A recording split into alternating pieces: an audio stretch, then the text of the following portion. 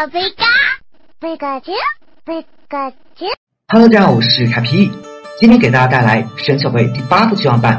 影片一开始，科学家多尼欧坐在监测室中阅读着天才建筑师高地的日记，而与此同时，在时间与空间的夹缝中，本不可能相遇的两只神兽迪亚鲁加和帕尔奇亚正在进行着一场激烈的争斗。这场争斗也就是后来事件的导火索。画面来到小智这一边，小智三人为了参加在白羊镇举办的滑跃大赛，便来到镇子附近。在这里，小智遇到了一位少女爱丽丝，在她的邀请下，三人乘坐热气球一同前往白羊镇，故事便由此展开了。白羊镇上一片繁华，爱丽丝带着他们来到了高地设计花园，大家都将神奇宝贝放出来，让他们自由的玩耍。不过在玩耍中，与其神奇宝贝之间发生矛盾。这时，爱丽丝用草笛演奏奶奶所教的曲子，才安抚了他们的情绪。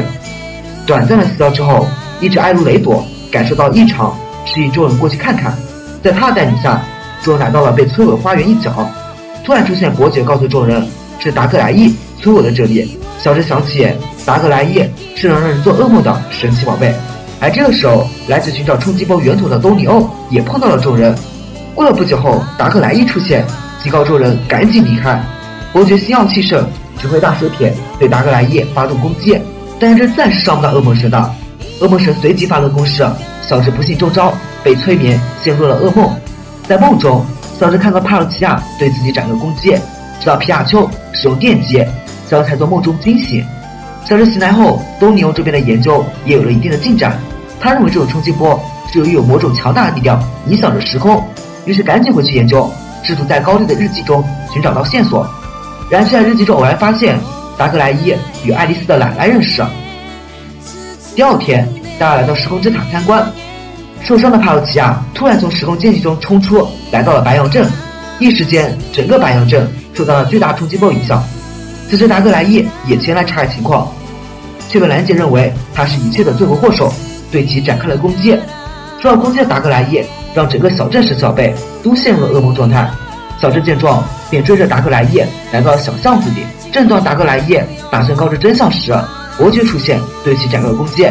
这里发生一件有趣的事情，那就是这个男爵竟然变成了大蛇铁。而与此同时，多尼欧发现整个世界正处于不稳定的异常状态，神奇宝贝的梦都变成了现实，所有人都被困在镇子里，无法出去。这种异常让众人都将矛头指向了达格莱伊，因此决定一同征讨他。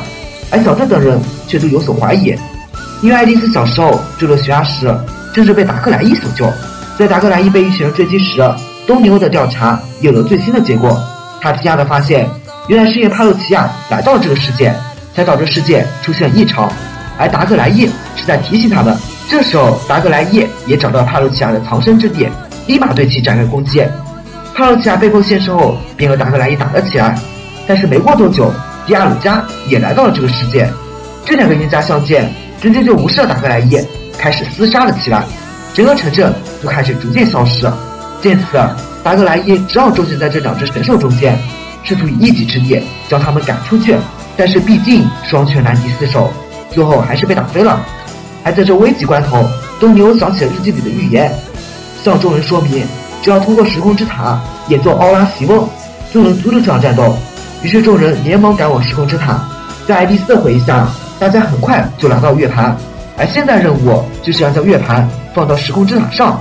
小智一行人原本打算乘坐热气球上塔，可是中途热气球却被迪亚鲁加和帕尔奇亚的攻击破坏掉，小智只好拿起月盘跳到了塔上，小光紧随其后，两人徒步爬上了塔顶。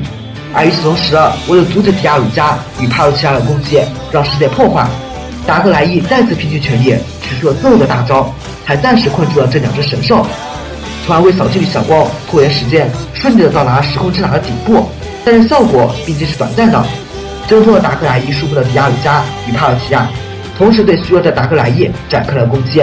受到攻击的达格莱伊就这样逐渐消散在了空间中。而这个时候，小智与小光也终于顺利的换好了月盘，虽然中间还是出现一点小问题，但还是成功播放出了奥拉席翁。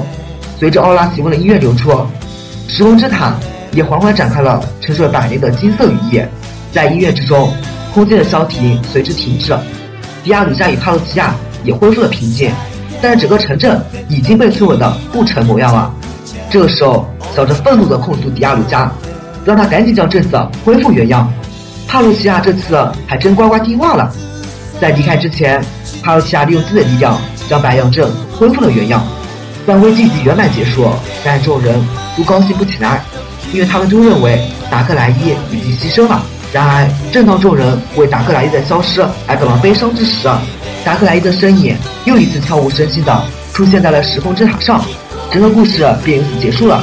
总的来说，这部剧场版最大的看点还是在于噩梦神达克莱伊身上，只因为几十年前一句温冷的话，他便一直守护在了庭院中。当察觉到自己守护的地方会被破坏时，他愤怒地向两大神兽同时发起了挑战，让他们滚出去。虽然输了，但其黑色英雄的形象却已经深入人心了，想必也涨了不少的粉。好了，我是阿 P，咱们下次见。